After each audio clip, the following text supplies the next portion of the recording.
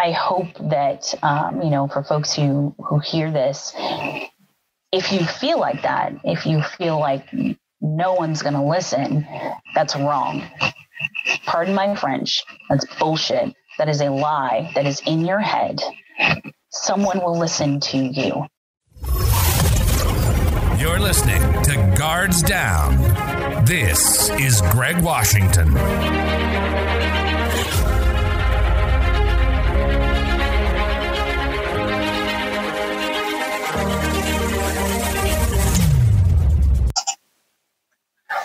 Hey everyone, and welcome to the next episode of Guards Down. I have with me today Jasmin Hurley. Jasmin, how are you? I'm fantastic, Greg. How are you?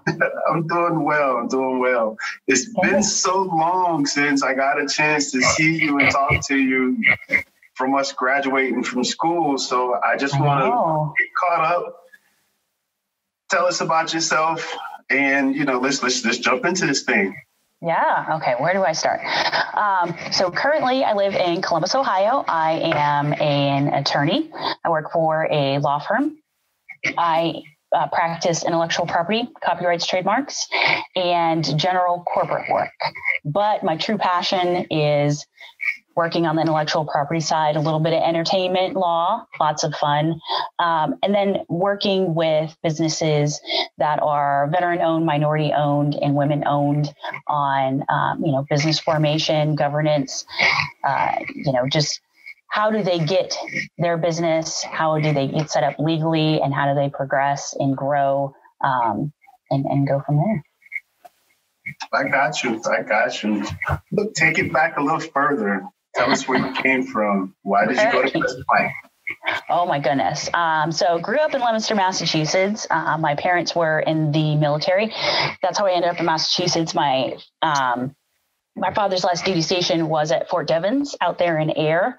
And so when they divorced, my mom remarried, and my stepdad and stepbrother were all in the military. So I come from a long line of military folks.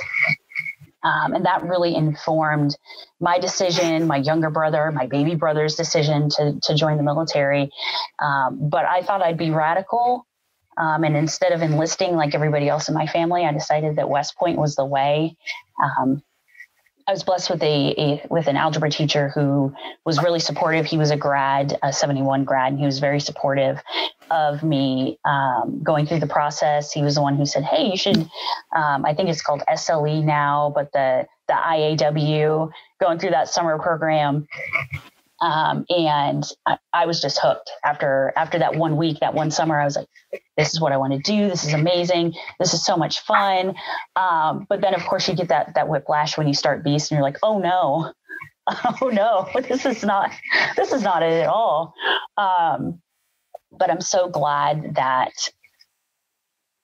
I went. I'm so glad I stuck with it. I'm so glad I graduated, because I feel that was just a very important cornerstone in my life and what I've been trying to build, as a person, and, build my family and build my profession. I got you. Well, I appreciate you sharing and open that up with us.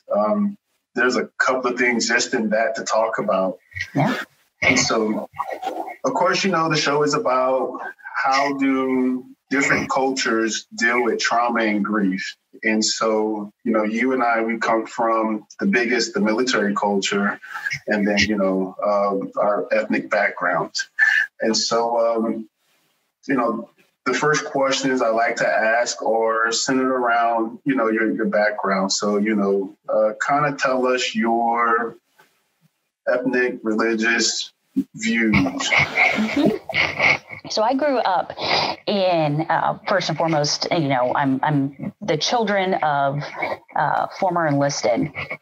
So that military mindset of get it done at all costs, make it happen, was definitely part of my upbringing. It was, I would say, a fairly sheltered upbringing. My parents were very strict and very focused on grades. For me, my job was getting good grades, and volunteering, being part of the community, being part of, being very, very civically involved.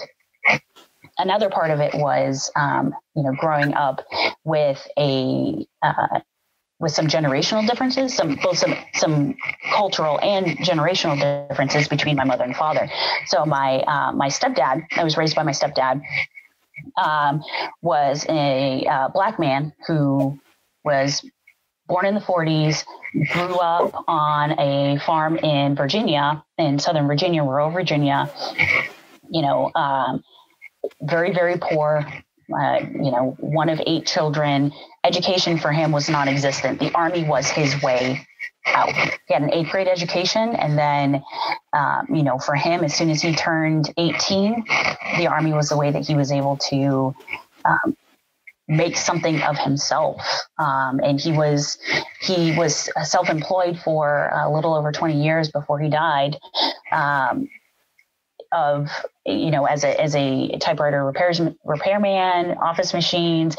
Remember those old lithograph machines where, you would run off stuff and it would still have that blue ink. Those, that was his livelihood was fixing those machines. And, whereas my mom was, about 20 years younger, and she grew up, and she was she's white, and she grew up in the Valley in Oregon. So, generationally, they had a lot of differences in the way that they intended to raise us. They intended to, just explain the world to us. But at the same time, they kind of converged on that military lens, if you will, of, make it happen, get it done, no excuses. Mm-hmm. I see. Okay. And so, tell us about your experience at West Point. This is always, you can never answer that question. I always get that. They're like, oh, so how was West Point? I'm like, how much time do you have? Because I don't feel like you can't sum it up with just one word. That's very true. You can't. Yeah, you can't, because I feel like every day was different, and there were days where I loved it. I was like, yes, this is the most amazing thing I've ever done in my life. And then there were a lot of days where I just kind of sat there and said, what the heck am I doing? Why am I even here? This is a horrible mistake. And so dealing with that roller coaster of emotions, I think, is what was difficult. My first year, so the end of my first year, I went through an honor case. So T-Week I got involved in an honor issue, turned myself in. So all of Buckner, our first summer, I was, kind of in limbo. And I actually had my honor trial at Buckner. And that weighed on me. Luckily I graduated. I graduated 6 months later. It was December grad.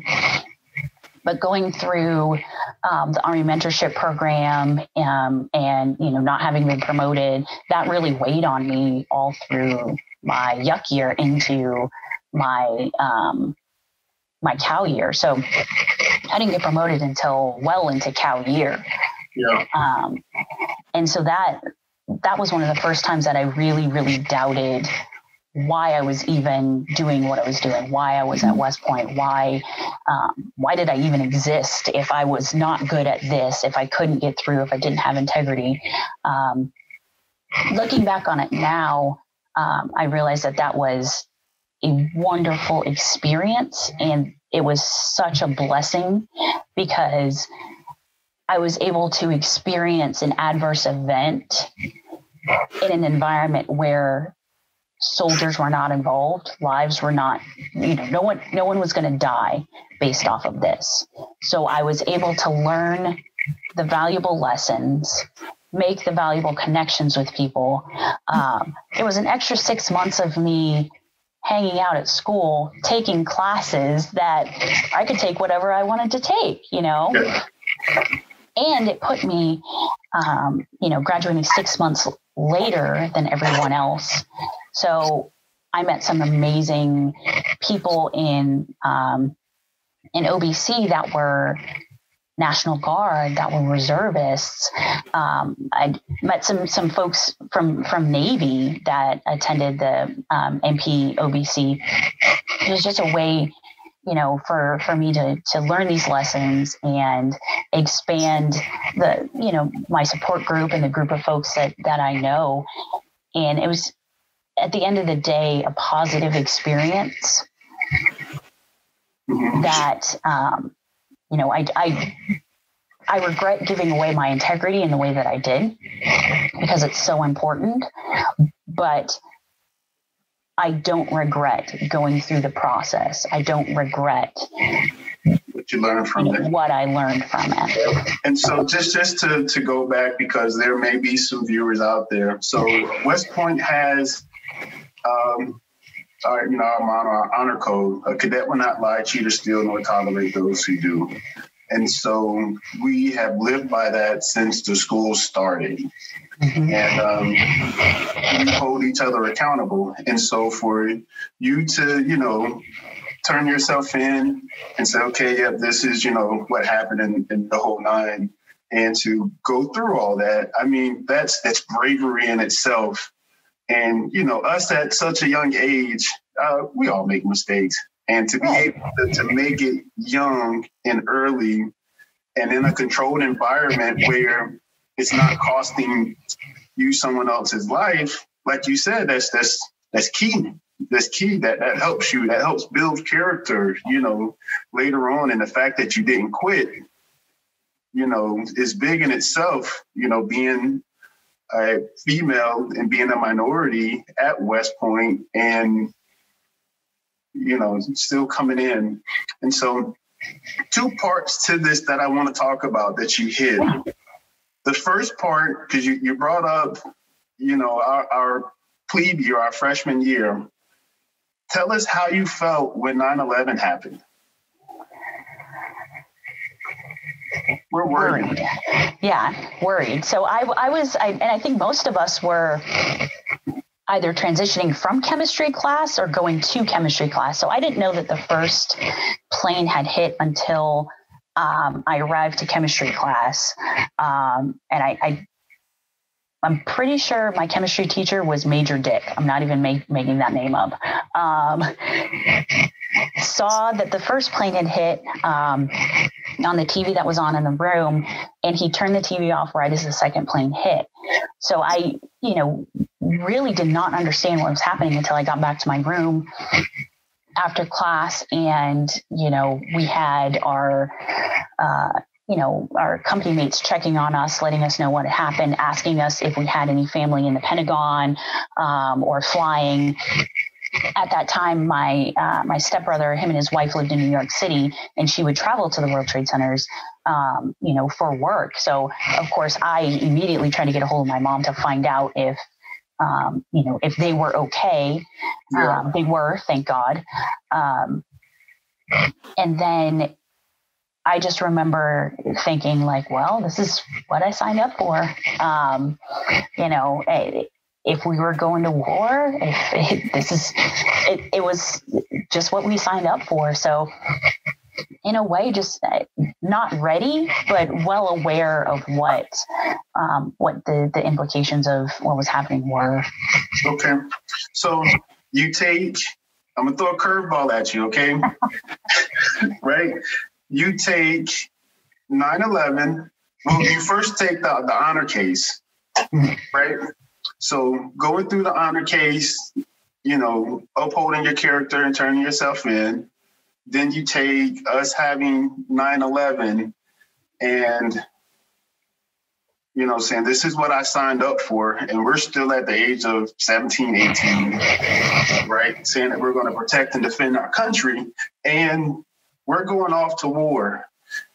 We now have today where there are cadets that are making very strong political statements and strong racial statements. How do you feel about that? Because I mean, there were cadets that, you know, threw up white power signs, you know, during nationally televised game. And there have also been instances where there's been a lot of tension just over political parties and stuff like that. And so, I just wanted to get your thoughts on coming from that to now hearing and dealing with this. Yeah, definitely a curveball. Well, and so I was talking with my my roommate about this, my former roommate, Abby, about this. And we were talking about how we thank God that social media and just that access was not around, because we did plenty of dumb stuff. You hit on it. We probably made statements. We probably put stuff out there, but we were not in the age of, barely even Facebook, of social media. So I think that we kind of had a little bit of liberty to make mistakes, and it not really come back to us. I think right now, a lot of younger folks need to be cognizant of the fact that these things can follow you. So they really need to really need to pay attention to what they're doing, what they're saying, because that will follow them, not just through their military career. Employers will find that. This was something that was stressed in law school that made me laugh, because a lot of folks are younger. This will find you. Employers will find you. This will find you later on in life. I applaud those cadets who are standing up and making statements that are, trying to bring to light injustices and bring to light discrepancies and inequalities within the system, because it needs to be said. And I applaud that, because I also don't think I had that much conviction when I was that young to be able to stand up and say, yes, I believe in that. It was just kind of like, oh, well, that sucks. I have to find a way around, that team leader over there who somehow seems to be picking on the only two Black females in the whole, plebe class. Right. So you hit on a good point where, for our generations, the Corps has, right, what we used to go through. For us, it was keeping your head down and just graduating. We're to the point now where, we can have a voice and understand what's going on in society and actually start to make a stand and a statement about, who we are and starting to define our legacy, because that was one thing that was for minority groups was stripped away, through slavery. Right. The other question or topic that I wanted to hit on with this was about, you mentioned being able to make that kind of mistake early because lives are at stake. Right. But for the cadets, and I won't just pick out one, but for any cadet, whether it be West Point, Navy, Annapolis, Merchant Marine Academy, Citadel, ROTC, do you feel like when they show those signs of racism and discrimination, and it's prevalent, do you think they should be commissioned to be leading America's sons and daughters into combat, into harm's way, if their views show, that they're not going to be equal in treatment or fair, I think that, and again, this is just my opinion, anytime I've made a mistake just because I am a biracial woman does not mean that I didn't grow up in a household that was kumbaya with every single other minority or ethnicity. My dad was extremely, extremely homophobic and extremely anti-Semitic. And so I grew up hearing things that I myself had repeated at one point. And then I had someone who very graciously corrected me and educated me. So it comes from a place of ignorance a lot of the time. So I think that those folks need to be approached. Those folks need to be mentored, and they need to understand that whatever they're doing, if it's coming from a place of ignorance, they can correct that. They can learn. I think that we have a wonderful opportunity in this country right now where people who want to learn, where they may have made mistakes in ignorance, they want to learn. They're coming to the table to learn. Are there going to be those folks who just don't care? It is quite honestly rooted in hatred, and it's rooted in stubbornness, and it's rooted in I can't even think what other place racism can be rooted in besides hatred. Do I think they should be commissioned? No, but I think they should be given the chance to be able to become educated and to learn. Yeah. A lot of folks will say, you always hear those stories of those people who are coming from very segregated populations and saying, I had never interacted with a person who was Black or Hispanic, or I'd never met anybody who was gay until I joined the Army. And I realized that, that person is my brother and sister. It doesn't matter, what I learned beforehand about that person. That person at the base is a person and is my brother and sister. So they learn that respect. For me, if I'd had somebody just cut me off and not teach me, I definitely would have missed out. And I'm very, very thankful that I have those folks who recognize that it was, my ignorance was coming from that place of ignorance. It wasn't coming from a place of hate or anger. It was coming from a place of just being taught the wrong way.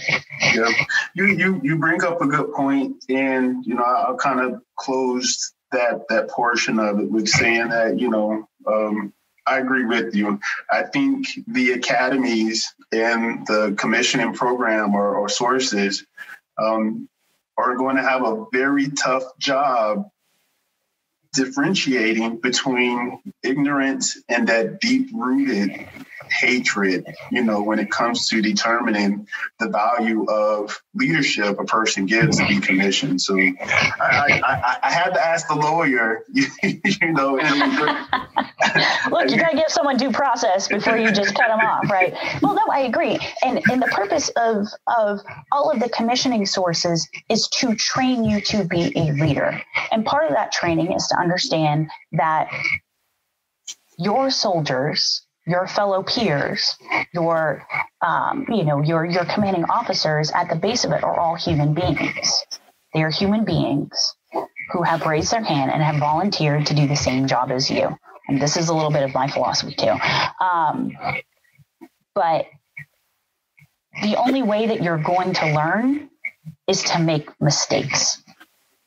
So there has to be some level of allowance to be able to make those mistakes, and retraining. The Army's big on retraining, whether you want it to be or not, So you make the mistake, you don't hit the metric, you don't hit the standard. You're told what the standard is. If you don't meet the standard, then you're retrained and you're given that opportunity to meet the standard again. Some people are going to meet the standard right off the bat. Some people are not. Yeah. So and this is a great segue of going into, cadet training, commissioning, boom, being in the military, being soldiers. So tell us about your experience leading soldiers. I loved it. I loved my time being a platoon leader and being at the company level. I feel like for where West Point was so hard, that set me up for success as a platoon leader and as an executive officer, because it allowed me to be able to make those mistakes. And I'm not saying I didn't make any mistakes as a platoon leader all the time, but that's where I relied heavily on my NCOs and made sure I built good relationships with them so that if I had those dumb questions or if I was going down the wrong way, they'd pull my collar and be like, ma'am, no. And being military police, I felt like that was a great personality fit because it was, men and women working towards a law enforcement job. I always thought I would become an attorney. I thought I would be more involved in criminal work. But after being an MP, I was like, no, I'm good. I don't need to do any more criminal work, deal with anybody else's BS. But I loved working with soldiers, being out there every day with them. I had the privilege of after I transitioned into becoming an executive officer, being approached to then become a platoon leader with a unit downrange in Iraq. Jumped on it because I knew that's where the fun is. That's where the action is. And I'm so glad I did. Indeed. Well, in your experience, childhood, West Point, military career, or even your corporate career now being an attorney, can you tell us about your experience dealing with trauma and grief? Yeah. So I alluded to earlier the passing of my stepdad. So he passed Thanksgiving Day, 2004. So it was towards the end of our first semester of our senior year, my first semester of 3 of senior year. And it was a pretty difficult experience because it was myself, my younger brother, and then 3 younger siblings at home. I have half siblings, and they were much younger. My baby sister was 2 when he passed. This was something where he knew he was sick for a long, long time, and we watched him suffering, but he refused to go to the hospital. And that's part of the older cultural aspect of it. My dad refused to go to the doctors. He knew there was something wrong, and he was like, no, if I pray it away, it'll go away. God will take this away from me. And we're like, no, you're very sick. You need to go to the doctor. By the time he finally went to the doctor, early October, they confirmed that he had stage 4 cancer, liver cancer, and it had metastasized in so many of his organs that there was no point in them fighting it. And so, they gave him about a month to live, and he lived about a month. It was difficult being so far away from my family. By that time I was committed. If this had happened maybe, sophomore year, freshman year, plebe year, yuck year, maybe I would have taken a year off and then tried to come back, spend some time with my mom and helped out. By that time I was committed. I already knew what branch I was going to be in. I didn't have my post yet, but I knew it was not going to be in America. So in a way, I just kind of ignored what was going on and tried to just throw myself into what I was doing, throw myself into, the remainder of school, throw myself in activities, into whatever I could. And what I should have been doing was at least trying to process, talking to somebody about how difficult this was and how guilty I felt by not being there. Yeah. I know that was definitely tough. For me, it was my grandpa passed away during STAP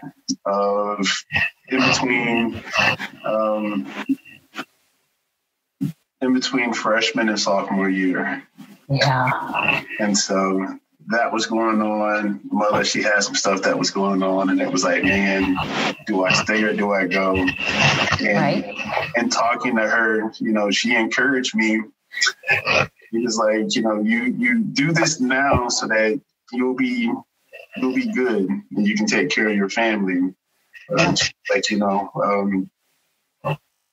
your grandpa always wanted you to do this. He was very proud. I even got to go home and see him. And so, so it was tough.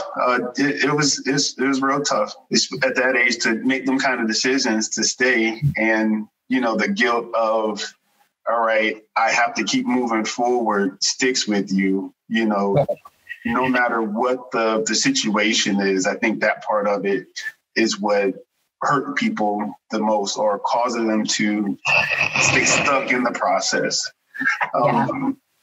Tell us about your actual military experience. I know you say you did a deployment, and you just recently had a soldier to commit suicide.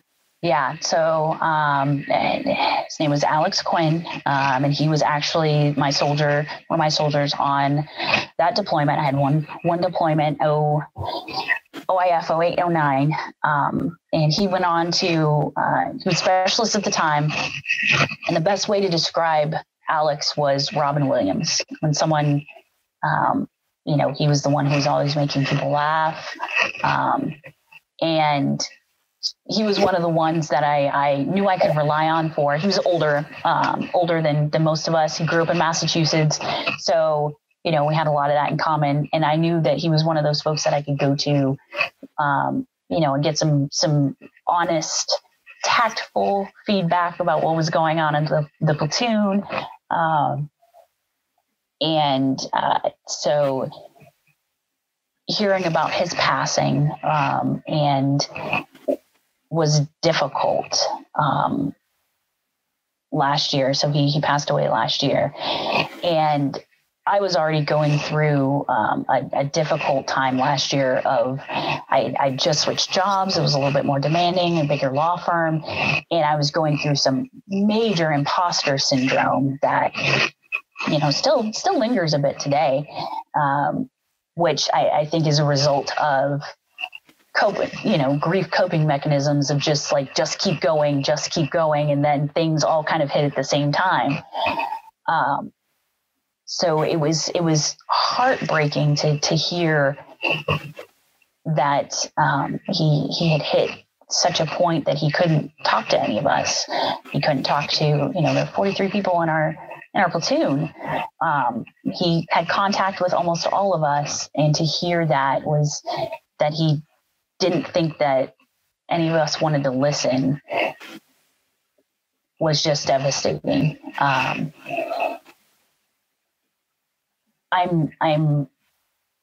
hope that, for folks who hear this, if you feel like that, if you feel like no one's going to listen, that's wrong.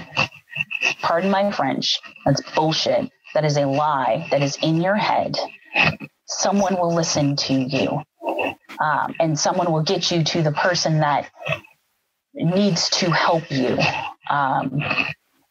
As I was going through a very difficult time last year, going through imposter syndrome, it was to the point where I was like, what do I do? What is even the point of all of this? I have a wonderful husband and 2 small children, and, I've gone through all of this, and I feel like at the end of the day, I shouldn't exist. The best thing that ever could have happened to me was telling my husband how I felt, and him saying, okay, what can I do? How can I help you? And him just saying, if you need to go see a therapist, go. It's okay. You can do that. And even having someone just say, we have to kick it up a level. I'm here for you, but let's get someone else involved. And that license, especially in the mental health space, was amazing for me. And I'm so happy that I have that support system that said, look, you're struggling. You can't struggle anymore. You can't figure your way out of this. We need to get someone else to help you figure your way out of this. And it's perfectly okay if you can't figure your way out of it. There are people who can see things from a different perspective, who can see things a little bit clearer than you can, because your brain is amazing, and it can be your best friend and your worst enemy at the same time. It is. And I like that you put that, because I really want to make an emphasis on that negative self-talk. Oh, yeah. Because that negative self-talk will tell you you're not worth it. It will tell you, don't nobody care about you. Right. And it will force you into this isolation and deeper into that dark place and rabbit hole of just spiraling out of control. And so, you know, like you were saying, sometimes you and this is what I tell people, and also what I tell myself, you have to lean in, right? You got to lean in the foxhole when you are fighting those internal battles, because you have to be able to recognize it and then fight against it. And so, you know, and then knowing that you need help and going to someone to get help, and not listening to that negative self-talk of don't nobody care. It's people out there that care. It is literally people that don't even know you that care. And I bring that up to go back to your teacher that was a West Point grad, a complete stranger, having so much encouragement and faith in you that he helped shape your career to go to West Point. Yeah. I think that we all have in our lifetime, if we really sat back, we have those coaches and those teachers and those cheerleaders. There are people who I know are cheering for me that don't say anything, you know, who are like, yes, this is amazing. Jasmin's doing a good job.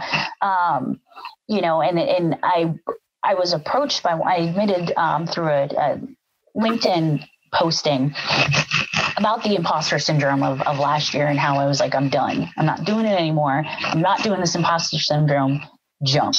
I am over it. You know, I'd let that take over my life. If anybody is like that, don't do it. And so she approached me and she said, I knew that you were struggling and I was always rooting for you, but I didn't know what was going on. You know, and I shared with her and she said, wow, thank you for your post.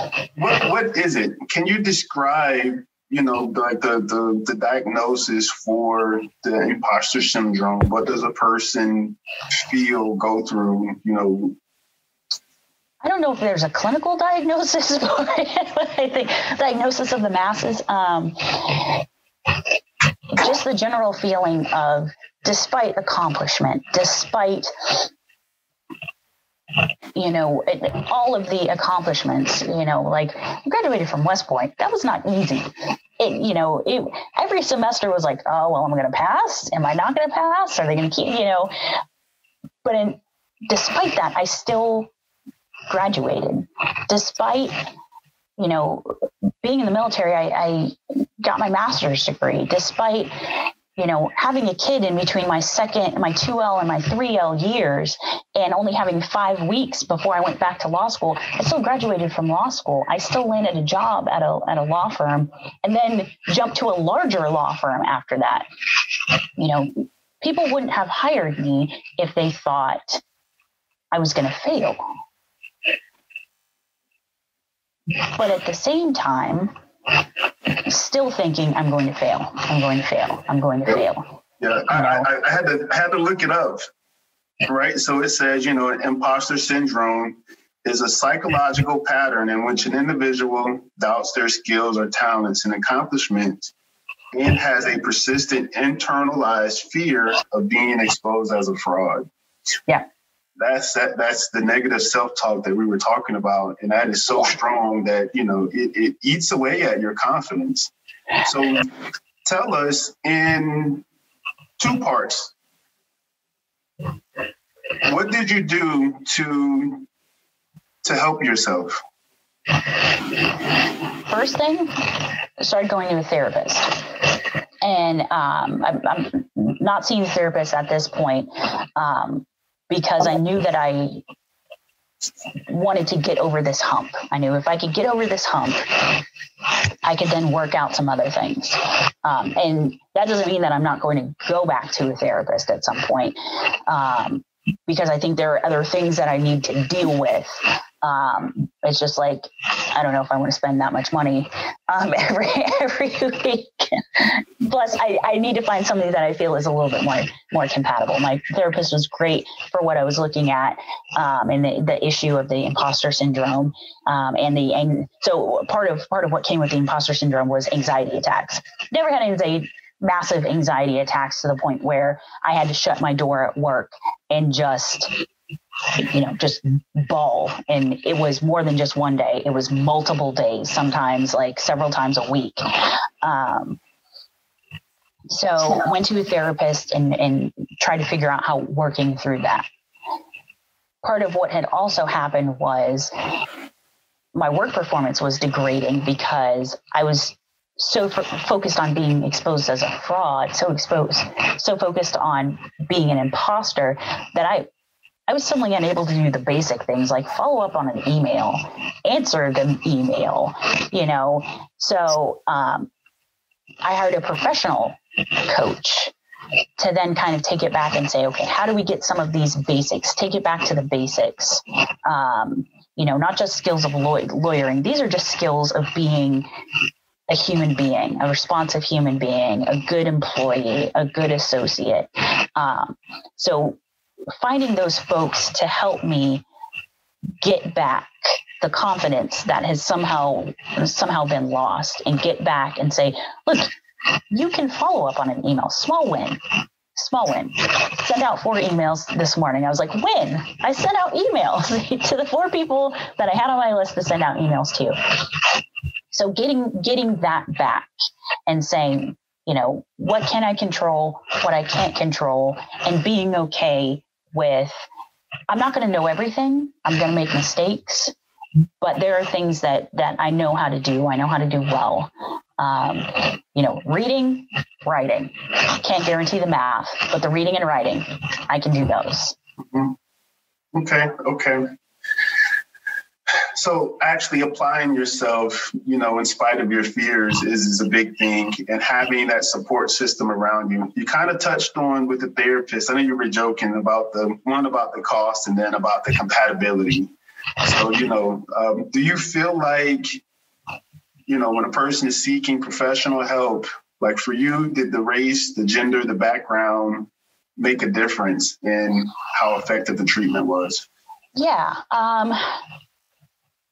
For me, not really. I was looking more for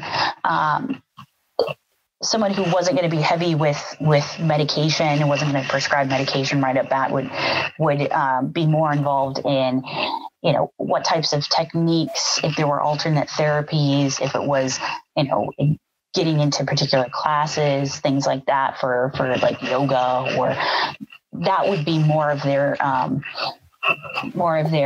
recommendation. I ended up going more towards a woman therapist because I felt more comfortable being vulnerable with another woman, because I felt like they would connect.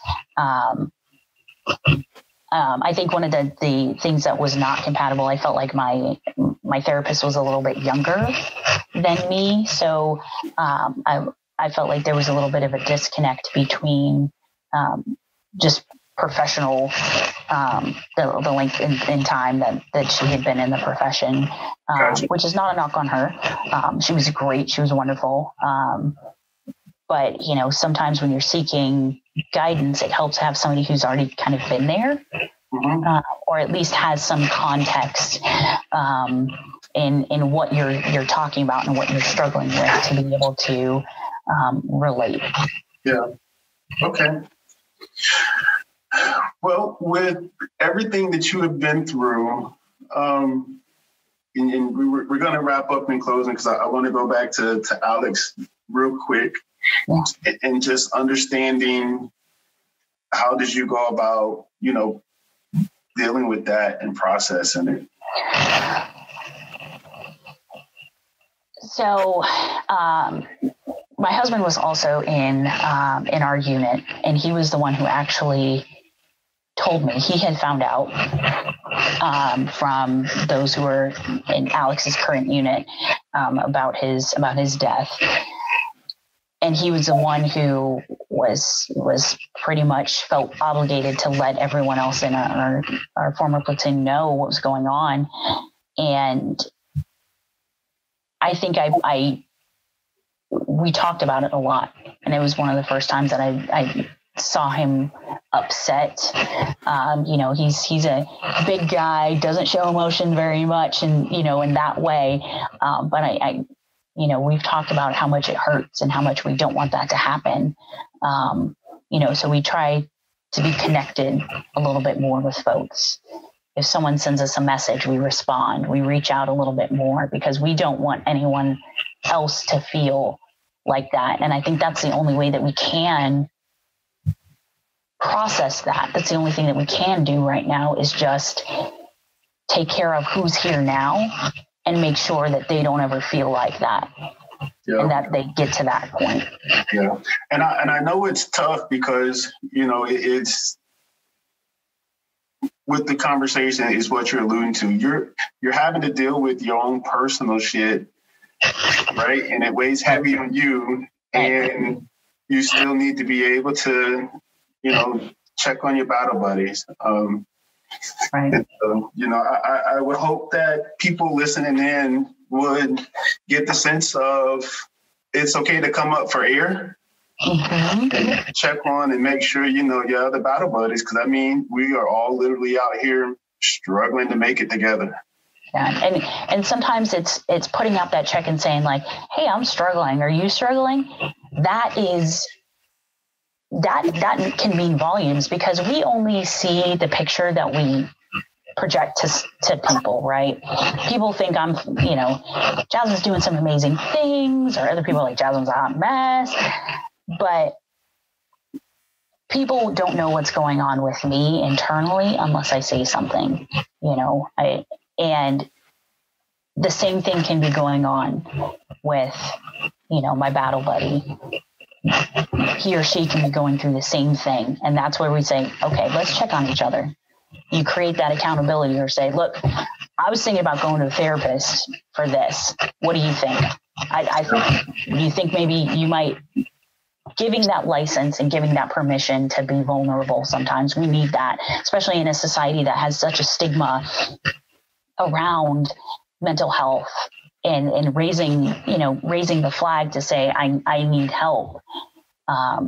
Sometimes just being that person to give that permission and say, hey, it's okay to have these feelings. It's okay to feel this way, but it's not okay to hurt yourself and to hurt other people and to get into the cycle where you are miserable. Indeed. So just looking back, knowing what you know now versus looking back, what advice would you give your younger self? Oh gosh, I tell myself to lighten up. Like, I was such a serious, like, it was no fun at all. I feel like as a cadet, or like even in the Army. Like, I remember an instance where I was with a group of people. We were in Budapest. And of course, everybody had been drinking, but of course, I wasn't drinking because I had to be the responsible adult. And like, we're in Budapest, we're 20-something years old, and I'm over here like, guys, you should calm down, stop yelling, like, just a killjoy. My husband likes to refer to me as the fun police sometimes. So I wish that I had just reeled it in a little bit and enjoyed life a little bit more, enjoyed the moment. Because it's those moments that you reflect on, especially as a parent, where you're like, man, it would be great if I could jet set to insert place here. And, with two small kids, that's not as easy anymore. Not taking my family halfway across the globe to go hang out in a foreign country at this point, because it's just too difficult. And I do not have the patience for that. And it's those memories, those times with friends, those times with, folks that I don't have that same connection with anymore because our lives have all gone different ways. So I tell myself to lighten up, live in the moment a little bit more, take more pictures, and it's all going to be okay. Sometimes the results are important, but at the end of the day, the journey is what's going to get you the knowledge. It's going to get you the friendships. It's going to get you the connections. It's what it's all about, because ultimately the end result of life is death, right? So life is all about the journey. It is all about our experiences along the way. And, thinking that being a stick in the mud is going to get you, to that next place is the wrong answer. Look, I like that. Life is all about the journey, and you get the knowledge, the wisdom, make the memories along the way. And that's good. Well, look, I appreciate you so much for coming on and sharing with us. I'm going to close because this is such a really good high note for us. And I just thank you. Thank you for just reconnecting with me and sharing. You're welcome. And we'll definitely be in touch. Now, for all of y'all out there, tell us how they can reach you. Well, you can find me on LinkedIn, Jasmin J. Hurley, Jasmin with no E at the end. You can find me, I'm on Twitter. I don't tweet much. You can find me, can I promote the firm I work for? Yeah. Okay. Porter Wright, Morrison Arthur in Columbus, Ohio. That's where I'm at. You can find my face on the page. If you have any legal questions, I'm more than happy to chat. I got some because I'm going to be coming to you. I limited in scope because I am only qualified to practice in the state of Ohio, unless it's copyrights or trademarks and we're talking about federal registration. Then I can talk to anybody. Okay. But yeah, I mean, if I can't help you, I will try to find somebody who can help you somewhere in this country. Our alumni network is amazing, and they have pulled through a couple of times for folks on various random issues that I'm approached with. So I will also say this: if you're a veteran and you're not connected into the veteran community, please get connected somewhere. If you're in Ohio and you're a woman veteran, hit me up. We have an organization that we just started last year, and we want to make sure that women are connected, getting to the resources that they need to, and just, growing the sisterhood and telling your stories, because we're one of the fastest growing group of veterans out there. And we have a voice. We served. Why not talk about it? Indeed. All right, everyone. Well, this is Jasmin and Greg telling y'all to stay safe, stay focused, and stay engaged. We out. You've been listening to Guards Down with Greg Washington. PTSD and complicated grief are very real. About 8 out of every 100 people will have PTSD at some point in their lives. About 20 to 54% of people with complicated grief will simultaneously suffer from major depressive disorder. And that's why shows like this are hugely important, raising awareness for PTSD and complicated grief. Thank you so much for listening. We hope you've gotten some useful and practical information from this show. We'll be back soon, but in the meantime, hook up with us at guardsdown.com. We are iron.org, on Facebook at Guards Down, and find us on YouTube and Instagram.